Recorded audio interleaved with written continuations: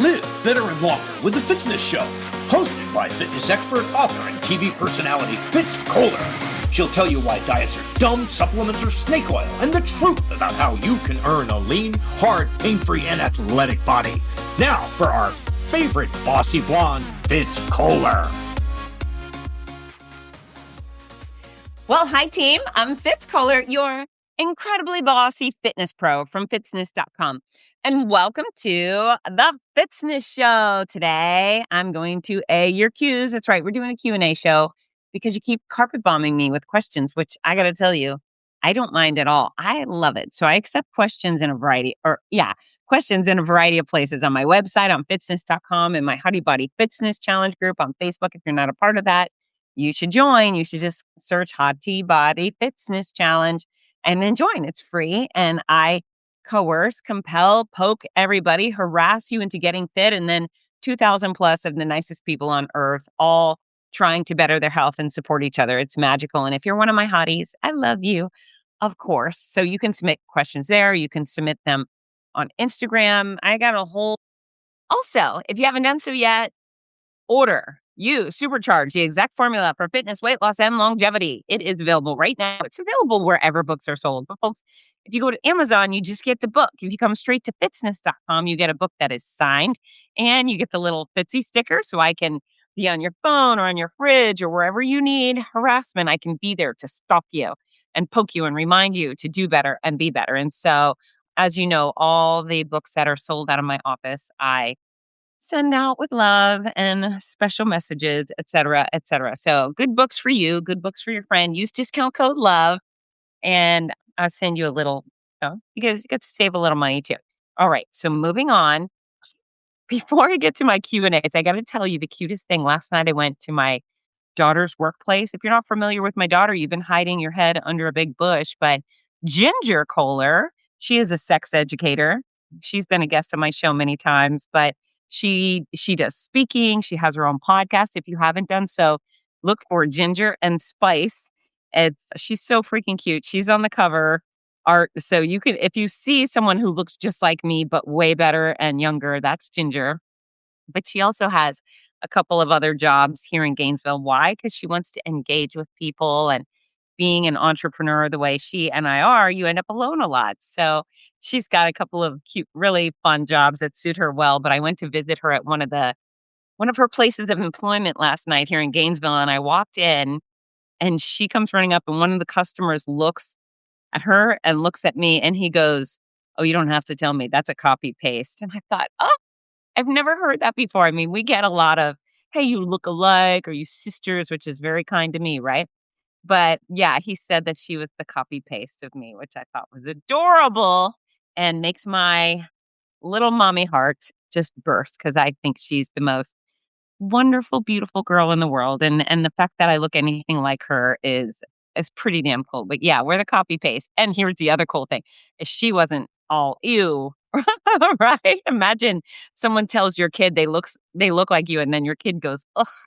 I know. So I didn't get that. Ginger's very sweet. And even if it does make her think, "Ugh, I look like my mom," she doesn't ever hurt my feelings by sharing that. So win-win for me. All right. First question is from the one and only Jason Rue, who's lost over 200 pounds, who I love so much. Jason's been doing great things. And he ran his first 5K at the Donna TPC in October. And then he came to Gasparilla and he did both the 5K and the 8K, which was incredible. And now he's ready to do the Mother's Day 5K with the Donna Foundation, but he had hernia surgery. So congrats on getting that done, Jason. I know that's been a long time coming, but he asked, when can I start training for the Donna 5K post-surgery?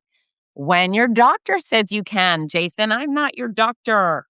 You know, I stay in my lane. So whenever your doctor says you're free to go, then you're free to go. I have seen Jason out already going for walks, which is technically training for a 5K. I hope you are progressing slowly and not doing anything that hurts. Post-surgery, really, the person who should always be in charge of you, pay attention, everyone, because maybe you'll have surgery, is your surgeon. Your surgeon really wants you to heal, right? They go in, they work really hard, use all their fancy doctor cutting skills and surgical skills to get you in one piece. the last thing they want to see is you undo it by being a bozo. Well, so when they say don't lift something over 10 or 20 pounds, whatever, don't lift something over 10 or 20 pounds. They actually want that surgery to be successful. And of course, they do their part, but it requires you to do your part too. And so, hey, Susie Fitness, I want you exercising. And that's why when you finish surgery, ideally you go to a physical therapist, right? A physical therapist is like a medical personal trainer, right? A medically savvy personal trainer. They take your body and take it from weak to strong and from tight to mobile. And I love physical therapists. In fact, I have a brilliant PT who I see weekly. I go weekly. I have things. I work hard. I am a body in motion, but thanks to breast cancer and a couple of other things, I need him to keep me firing on all cylinders, and he does. So yeah, you can do it when your doctor says you're doing it. Although I think you're already doing it, Jason. So I can't wait to see you at the start and finish line of the Mother's Day 5K. You are a highlight of race days for me now. It's something I look very much forward to. All right, Tanya from Atlanta. Now, I didn't mention this, but I also have a place on Reddit where people can ask me questions. And so this is Tanya from Atlanta. She says, ever since entering menopause, I've gained 10 pounds. When I've been eating the same and working out multiple times a week, should I train differently or fix my nutrition first? So here's the thing. Many women think that menopause is, causes weight gain. That's not true. In fact, studies show that menopause can only be uh, statistically blamed for half a pound a year. Half a pound a year. Now, of course, 20 years from now, that might add up to 10 pounds, but you have more control. So, traditionally, what happens with menopause is women start feeling bad, right? They get overheated even when they're not doing active things. They might be sitting in a cold plunge and still sweating their poor little faces off. And oh, I've seen it. I've seen it. Now, mind you, I apparently had menopause during chemo. And so I just had all the symptoms, right? For 15 months, everything about me was completely wrong. I didn't even realize I was doing menopause. I just knew I had a period when chemo started and it was gone when I was done and the ovaries were done. And I apparently had menopause and I didn't even know it was happening. And I have no repercussions in the aftermath. I still feel like I did when I was 23. So lucky me, go ahead, ladies, throw rotten tomatoes at me if that pisses you off. But having said that, I am with a lot of women a lot of times, and in fact, I was at a, Young Survivors Coalition breast cancer conference a few years ago, and holy crap, 50% of the women, young women diagnosed with breast cancer under 40 were bright red, cherry red in their chest and their neck and their face and just dripping buckets, and the sweet peas were doing nothing. They were just in an air-conditioned convention center, a hotel, and it was brutal. So, menopause can make you feel really bad and it can disrupt your sleep. And so those factors usually prohibit women from maintaining the same exercise regimen they used to. They might still feel like, golly, I'm still working hard, but it's often not the same because of the strain menopause is putting on them at that point. Also, they're not sleeping well because they might be super sweaty and super cold or super uncomfortable. And folks that are not sleeping well, even whether you're a guy or a gal or whatever stage of your life, if you're not sleeping well, you're less likely to make quality eating choices, less likely to get the workouts. And so that's kind of what's happening. It's not the menopause causing weight gain. It doesn't say, oh, you're starting to lose your period. Here comes 10 pounds. That's not true. It's your behavior changes. You might not even know it's changing, but it is. And unless you're being heavy dosed on steroids, if you gain 10 pounds of fat, it's because you consumed an extra 35,000 calories more than you've burned since the weight gain started. So, yeah, you have been doing things different, Tanya. Don't throw the tomato, but you might want to throw the tomato. I want you to know that you're responsible for those 10 pounds. And this is the good news. This is the good news. When you say, okay, you're right, I probably have been eating more. Probably have been exercising less. Maybe I've had some wine, some extra calories from alcohol to take the edge off. Once you own the fact that you're responsible for adding those 10 pounds, you can own that you can lose the 10 pounds, right? You know that taking responsibility means you're in control and you can reverse it. And so that's what the exact formula for weight loss is for, learning how to eat the right amount of the right food for the specific size you want to be. You can program your caloric budget to take you directly to a specific weight and stay there. And so this is for everybody out there too. I know I have so many listeners that they know me, they know the formula, they know it works, and maybe they're still carrying around an extra 30 something pounds. Hey, everybody, if you're carrying around those extra 30, 60, 90 pounds, whatever it is, that's on you. You're choosing it. You're choosing it. If you want to lose weight, you can. You absolutely can. You're just going to have to put your foot down and utilize the formula. If you're unfamiliar with the formula, Tanya, of course, my book, You Supercharge the Exact Formula for Weight Loss, Fitness, and Longevity. That is a great place to learn about the formula and everything else you need to know. But you can also find it in an article for free on the cover of fitzness.com. I have Fitzness Show podcast episodes dedicated to the formula. So it's not a secret, and you don't have to pay for it. I highly recommend the book because it's all encompassing for your fitness questions. But yeah, should you train differently or fix your nutrition first? It's nutrition is certainly going to be the thing that takes the weight off. And yeah, go back to training as hard as you can. When it comes to training differently, what I would suggest, if you are suffering from heat because of menopause, train in the pool, train in the water, train in a cold environment, train in the air conditioning, change your attire. Maybe you're one of those women who says, I'm going to wear black leggings everywhere I go because I don't like my knees. F that. You can't be a slave to other people's opinions. Put on some freaking shorts, make sure you're dressed appropriately for the temperatures, and then you won't be as burdened by the heat that's firing up from within your core. My gosh, menopause is a nasty beast I've seen. Again, I haven't really experienced it in an isolated fashion, but I don't know. I didn't like any of the things I had during chemo. So screw you, menopause. Okay. Olivia's from Tampa. She says, I'm trying to get on a good sleep and fitness schedule. Love that. I have been waking up at 8 a.m. and then training, but I still feel lethargic. Should I eat before training or get myself to start exercising right away? I definitely think you should eat before training. And so I am a big opponent of intermittent fasting. I think it's super stupid. It's probably one of the dumbest programs I've heard out there.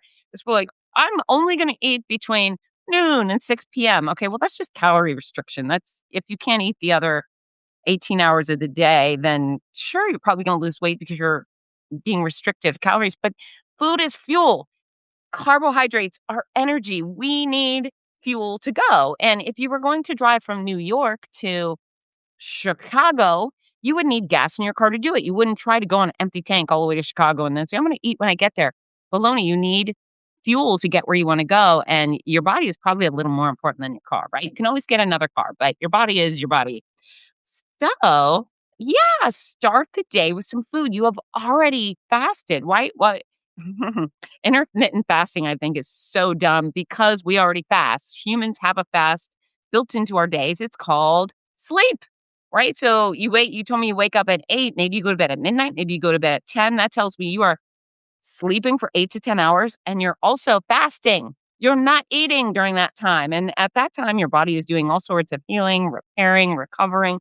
It's working while you're sleeping. So when you wake up, it's time to provide some fuel, aka energy. And if you show up to exercise with some fuel in the tank, some gas in the tank, you will have better workouts. And so definitely eat, but eat wisely. Don't have I don't know, a big old bowl of broccoli and hot dog. I don't know what the hell.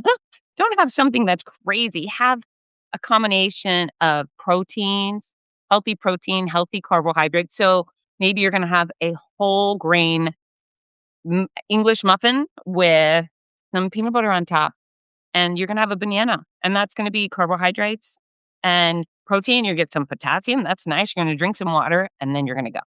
Wow.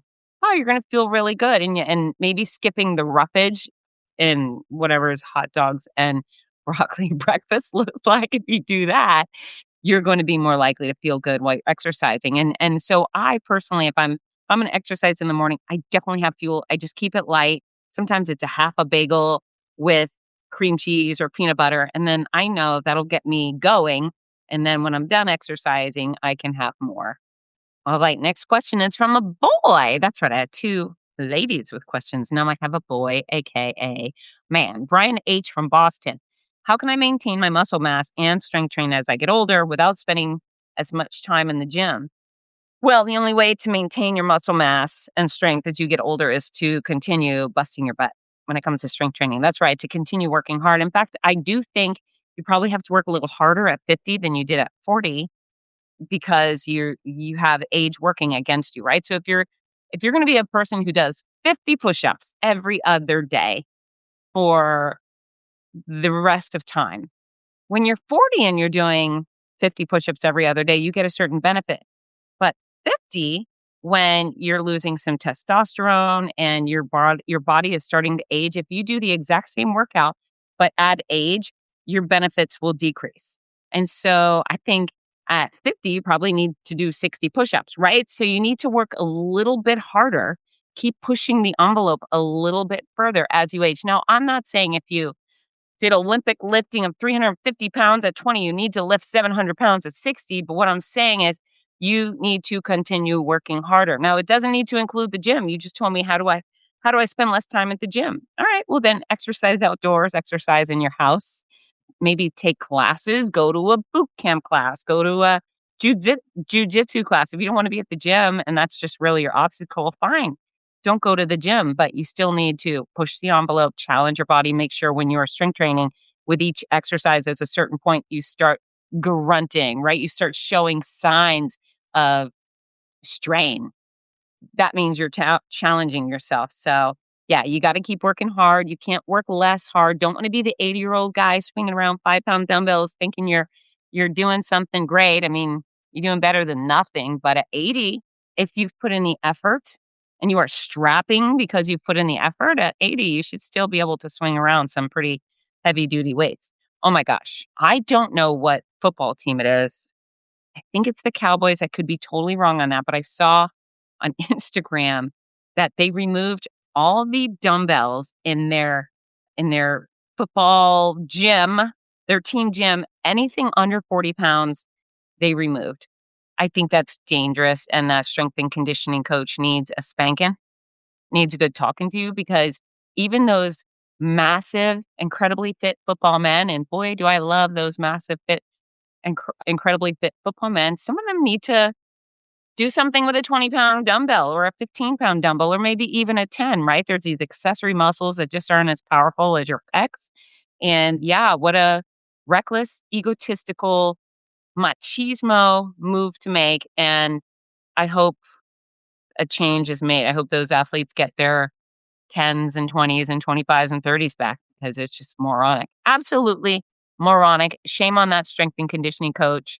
They need to do better and go back to, I don't know, fitness training 101, I suppose. Okay, next question.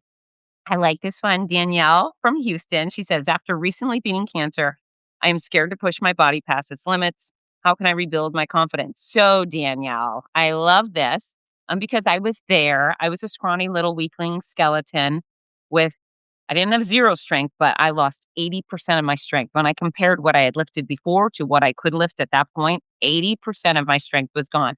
And so this is the formula, Danielle, is you only try to get 1% better each time you train. That's all you can accomplish. So don't try to do any more than that. In fact, I took on, I do kind of take on the Hippocratic oath as a fitness pro is first do no harm. That's really important to me that I never give any advice that gets people injured. Same thing for myself. I never want to show up at the gym or out to exercise and leave worse than I was when I arrived. And so when I was going through it and I was sick and weak and everything was kind of wrong with me, my number one priority was not to hurt myself, not to have sprains, strains, or tears, not to do anything that made my life more difficult. And so having said that, Danielle, the real fear of yours should be letting cancer and cancer treatment ruin you forever. Your real fear should be not getting back to normal, healthy, fit, or vibrant.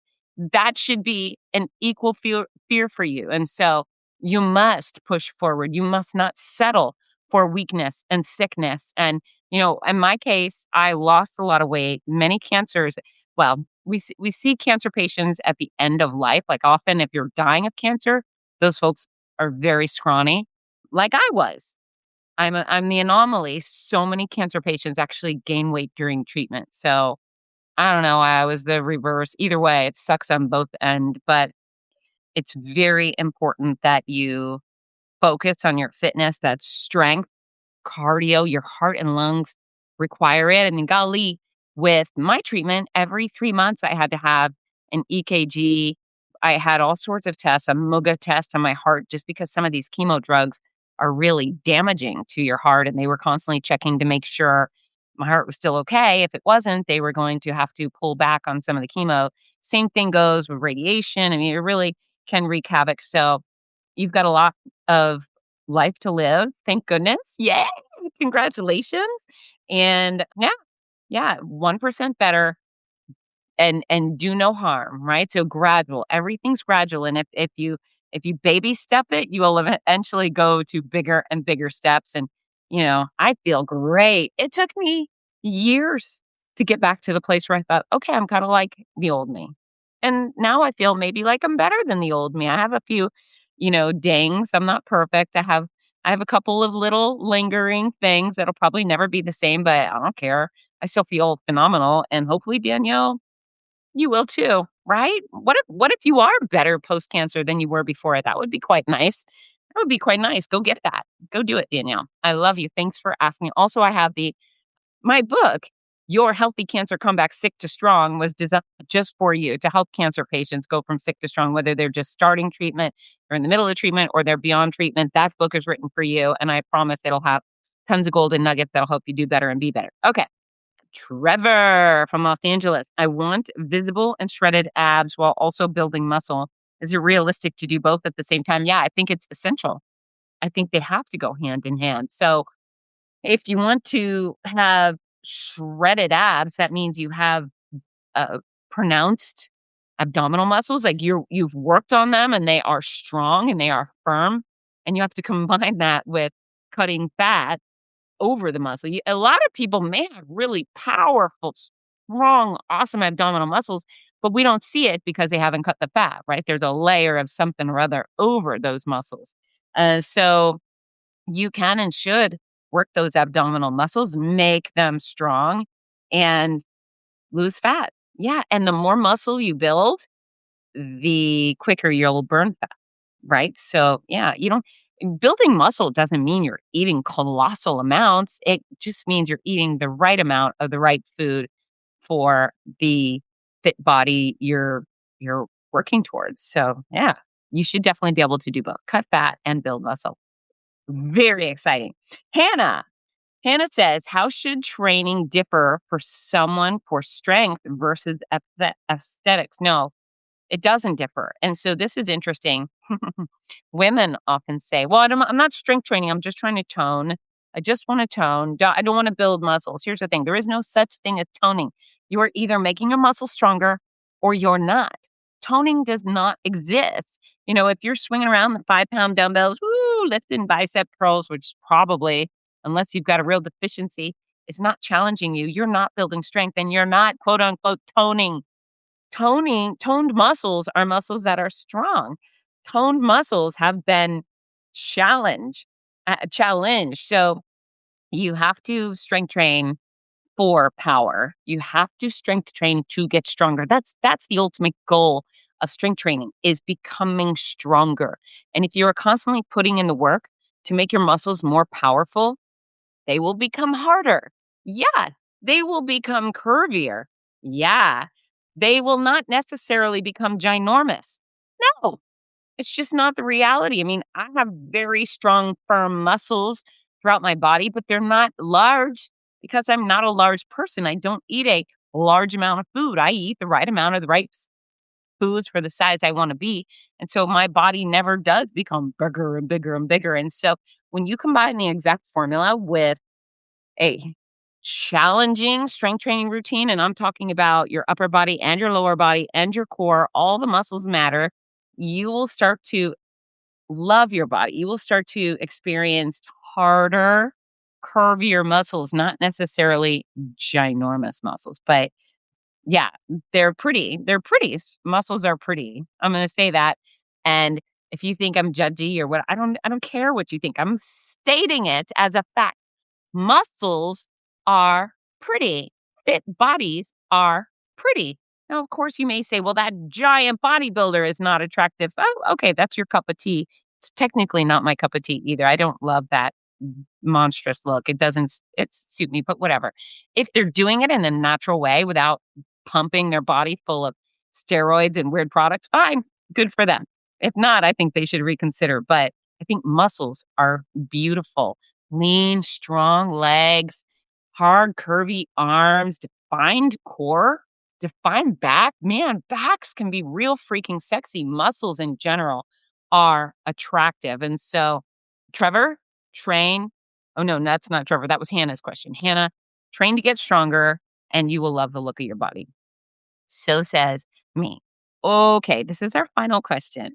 Robert is from the outskirts of Minneapolis. He says, sometimes in the morning, I am too lazy to get out of bed. What are some in bed exercises I can do that are effective? So I handpicked that question from the list because I love in bed exercises. So going back to when I was sick, I spent a lot of time in bed and I did a lot of exercises in bed. Sometimes I'd be just lying there watching The Walking Dead, doing leg lifts, right? Doing leg lifts, doing bridges. Bridges are when you lie on your back with your feet tucked under your rear and you just lift your hips, right? These are like, I wanted to puke. I was so sick, but I could lift my legs. So I did. And there are a ton of things you can do in bed. You can do Supermans, you can do planks, you can just wave your arms around, do a little cardio, a little mobility. You can do stretching activities. And I would say stretching activities are probably the most revitalizing things you can do first thing in the morning that actually will give you the go-go juice to get up and get out of bed,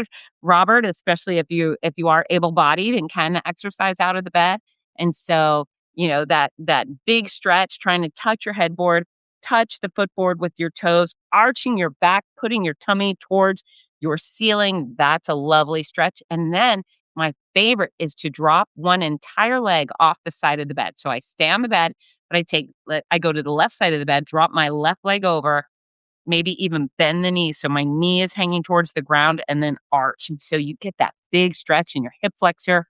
Oh, feels so great. Go to the other side of the bed or spin around and go upside down. And then you put that right leg off the side of the bed. You could you could face your headboard, grab onto it with both hands up high in a big V shape, and then sit back on your bum, drop your shoulders to the bed for a wonderful back stretch. Stretch out those lats and your biceps. There's a whole bunch of great choices. And not only does Your Healthy Cancer Comeback have photos with instructions on how to exercise in bed, but You Supercharged also has a whole section on how to exercise in bed, how to exercise in the chair, how to exercise in the shower. Lots of good stuff. So, yeah, thanks for these great questions. And anybody else, if you have questions, just drop them somewhere. Instagram, Facebook, fitzness.com. I love answering your questions, and I can't send you a link to my Reddit because Reddit's all anonymous. So it's just those random folks finding me there. But I love those random folks too, and that makes me happy. So here's some other things. I've got gossip and it's going to get really good. So hold on to your seat. So first of all, I was at UF this week. I got to speak for the UF Sports Management Organization. It was such a lovely group of students who want to work in the sports industry. And they bring in prominent sports professionals. And it was very cute. They just had a chair on the stage in front of the auditorium and they passed the microphone around. And, you hope at that point to be able to contribute in some way. So I think I have a lot of good business advice to share. I speak every semester for certain classes within the College of Health and Human Performance, but it was nice just to get the raw questions. And my thought process on teaching college students when I lecture is that instead of sharing all of my successes, I mean, really, they could go online and they could look and see my bio. Go figure it out. I've done good stuff and I'm proud of that. But when I have them in a room, I like to tell them about my bad ideas and my terrible mistakes because especially with the University of Florida students, my fellow Gators, I don't want them to make my mistakes. They're all going to make their own mistakes. Everybody makes mistakes. Just don't make mine. And so we talk about negotiation and we talk about making connections and all of these things. But it was really a treat to hang out with them, and they had some really fun questions. And I had one former intern in the room, Danica, who's a doll, one present intern in the room, Sydney, she's doing a great job for me, and then one future intern, Elle, who was there, and potentially maybe another of the students may intern with me. We'll see in the future, but it's just great. And wherever you're from, whether you have a high school education or college or university education, I encourage you to reach out and offer up yourself as a resource. I mean, maybe you're a big money person and you can make big donations, and that's awesome. And I do donate financially to UF. I give when I can in ways that I think are beneficial to certain programs or whatever. But I think the most valuable thing I give there is my time and my expertise. And I would do almost anything for a fellow Gator. It's weird. Are we weird? We might be weird that way, but you should have some love for the places that brought you up too. And so reaching out to say, hey, I'd love to contribute. If you ever need someone who's an expert plumber or mechanic or lawyer or I don't know, whatever you are, maybe you can pitch in and that would be nice. It's very fulfilling and I feel great about that. So I did that. Now, mind you, I have so many I have so much clothes in the fitness department, and I'm pretty sure I've been keeping Lululemon afloat for quite a few years now. You're welcome. You're welcome. So, whenever I do things and I have to put on exercise clothes, it's easy peasy. I'm like, "Oh, I'll wear that and it'll be cute." And I keep it simple, stupid, but I like my fitness clothes. Having to get dressed up in fancy clothes always kind of torques me a little bit. I like it to some extent. I certainly like wearing high heels, but I have to spend some time kind of figuring it out. So not only did I have to wear fancy clothes for UF, but then the next day I was going to Jacksonville to do some news segments with Eden Kendall for her TV show called River City Live. And they're part of the news for Jacksonville station. So I spent quite a bit of time going through my stuff thinking what matches, what doesn't. And then I got to buy myself a brand new pair of black stilettos because the black stilettos I had were, I don't know, all scuffed up and yucky. And have you ever heard when people say your shoes are a reflection of you? There's some saying, but basically your shoes should always look great. If you're going to work, your shoes should look super sharp. And oh, here's an interesting sidebar. So I realized that my shoes were kind of nasty. So before I went and spoke at UF, I went over to DSW and then I got some new black stilettos. They're 4-inch heels. They're so pretty. They're not the type of comfortable that I would want to roam around all night in, but for speaking or for doing news or television stuff, they're just perfect. So yay, shoes. This is interesting though. I heard this. I saw a little clip that our president, love him or hate him, I don't care, but he's wealthy. And I hear the first thing he does every day is he shines his own shoes. Like that's just something he does. He could certainly hire somebody to do it while he sleeps, right? But it's so important to him that he shines his own shoes. And I think that's pretty cool. Pretty cool. I like to know he's out shining his shoes. And that's not the only reason I went and bought myself new shoes, but I do think fascinating tidbit. Fascinating tidbit. He's out shining his shoes every morning, which we can all learn from, right?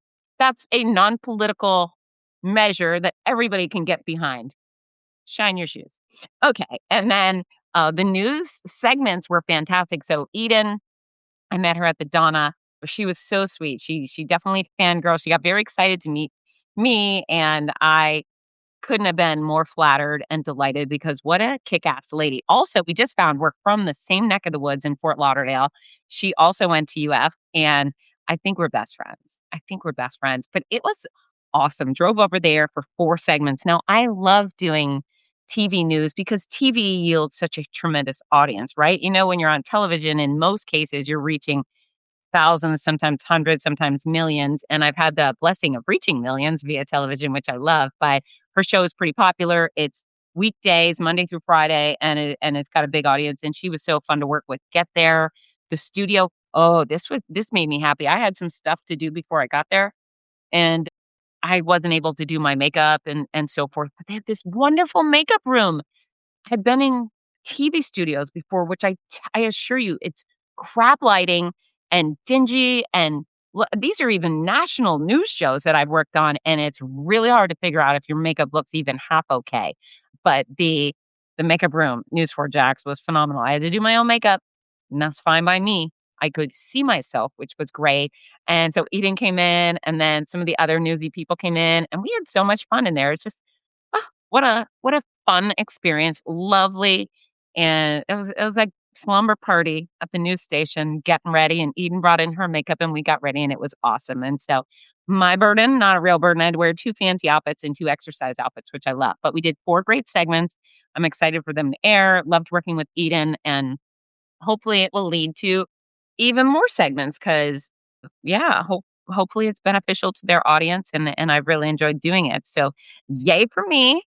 You'll see those segments soon. I'm sure once they air on News4Jax, then I will get clips and I'll be able to show them on social, and I'll be excited to do it.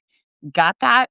And then, oh, here it comes. So this is the gossip. And you might be like, why are you telling me this, Fitz Koehler? And I normally actually don't share gory details of my personal life, but I thought there was some learning.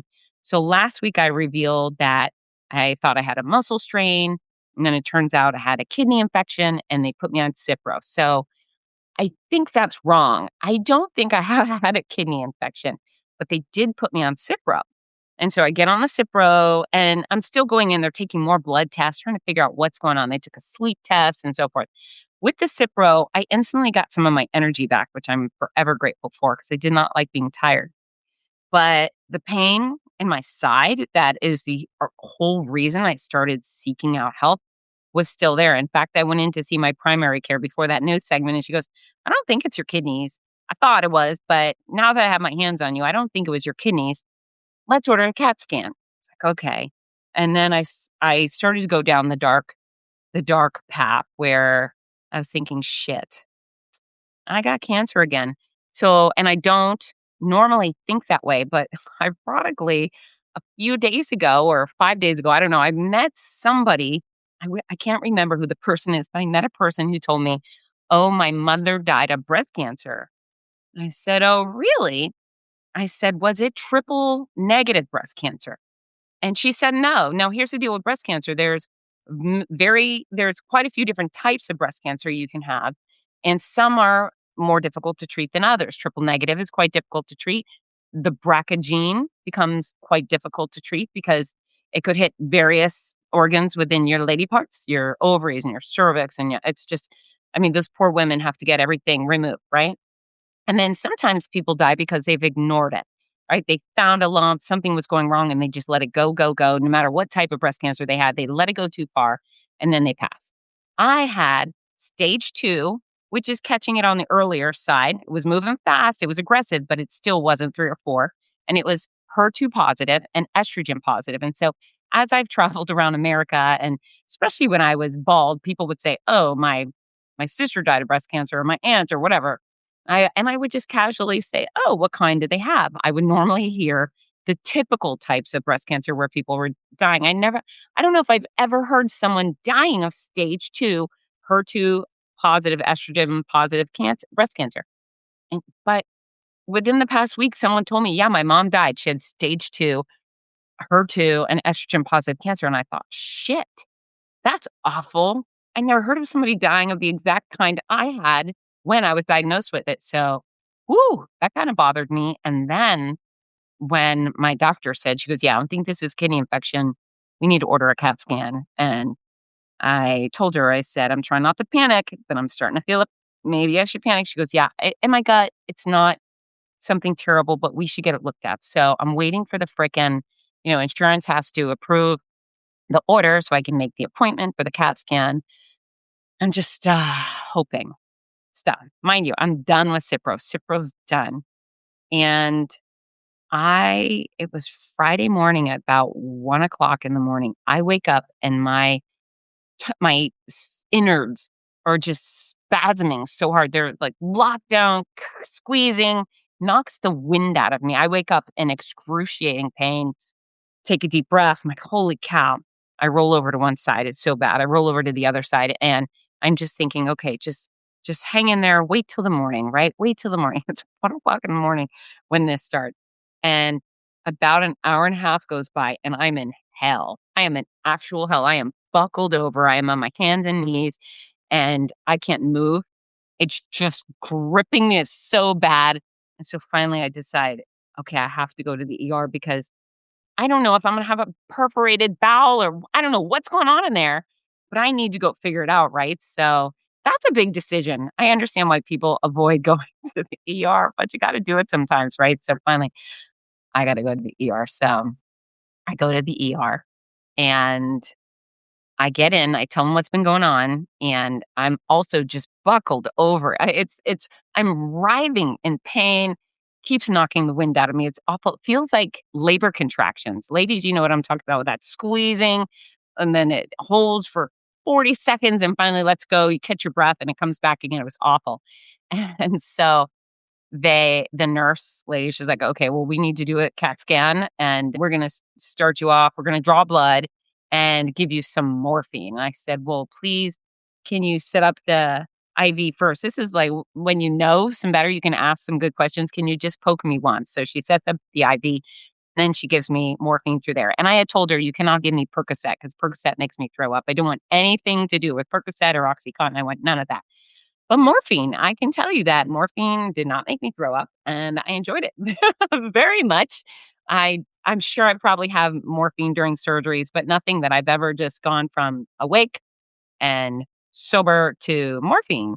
And high five to morphine. It was great. It very quickly dulled the pain I was experiencing, so I was able to lie there for the CAT scan and it certainly took the edge off, and also didn't make me as dumb as I thought it was gonna be because 'cause I'm such a lightweight. Anytime you give me any sort of drug, I either just fall asleep right away or become a really stupid person.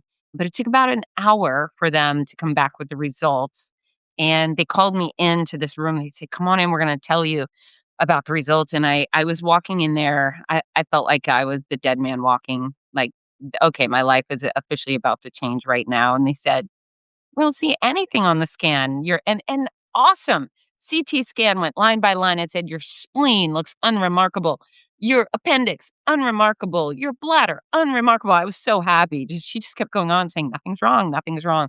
So I think I was just responding to the Cipro. I think that was it. I think the antibiotic got me good, and that was that. So still have no idea what this mystery pain is that I've been experiencing for a month. It might actually be muscular.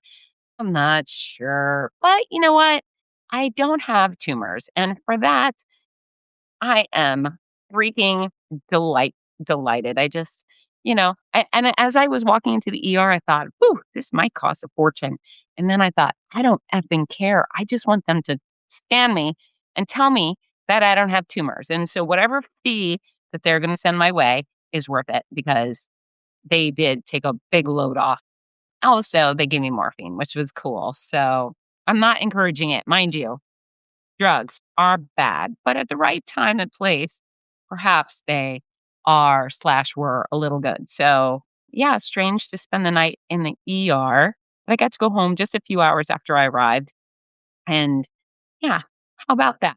How about that mystery? I'm still dealing with the medical mystery, but they've looked in my innards and my innards are pretty unremarkable, which I am so proud of. Hooray. Hooray for me. Okay, communication tip of the day is talk to your doctors. Tell them all the truth. Don't hold anything back. Just tell them everything and let them figure it out quick sooner rather than later. I think that goes a long way. Holding information private is not helpful, and you should not be embarrassed with your doctor. Remember HIPAA, they can't gossip about you anyways. The only thing they can do is take the information and do something good to support your health with it. So don't be shy. Tell them all the gory details, please, and thank you. And then song of the show, it's an oldie, but I was listening to it the other day and it made me happy. "Shaken" by Eddie Money. That's right. You remember Eddie Money? If not, go introduce yourself to Eddie Money. He's got a bunch of hits from the 80s, but Shaken's a good one. Oh, and the exercise I want you to do to that is I think you have to dance. I mean, golly, what else could you do to Shaken? I think you have to dance. Yeah. dance to shaken. Okay, so that's it for today. You've got the Q's, you've got the A's, you've got some gossip, you've got a fun little anecdote on a copy and paste. What more could I offer here at the Fitzness Show? I don't know. I have great guests coming up in the future. I had to cancel a few because I wasn't feeling so good, but right now, I think I'm ready to reschedule those interviews and bring them on the show. So I love you so much. If you haven't done so already, click like and subscribe. What if you left me a review? That would be nice too, but I'm going to shut up and stop pestering you because I want you to go and get to it. I love you. Bye, team. Mwah! Hi, this is Rudy Novotny, the voice of America's Marathons. We all love how much running has benefited every aspect of our lives, so much so that most of us only wish we'd started sooner. Wouldn't it be wonderful to give the opportunity to children of today? Well, you can. The Morning Mile is a before-school walking and running program that gives children the chance to start each day in an active way while enjoying fun, music, and friends. That's every child, every day. It's also supported by a wonderful system of rewards, which keeps students highly motivated and frequently congratulated. Created by our favorite fitness expert, Fitz Koehler, Morning Milers across the country have run over 2 million miles and are having greater success with academics, behavior, and sports because of it. The Morning Mile is free to the child, free to the school, and is inexpensively funded by businesses or generous individuals. Help more kids get moving in the morning by visiting morningmile.com. Champion the program at your favorite school or find out more about sponsorship opportunities. That's morningmile.com. Long may you run.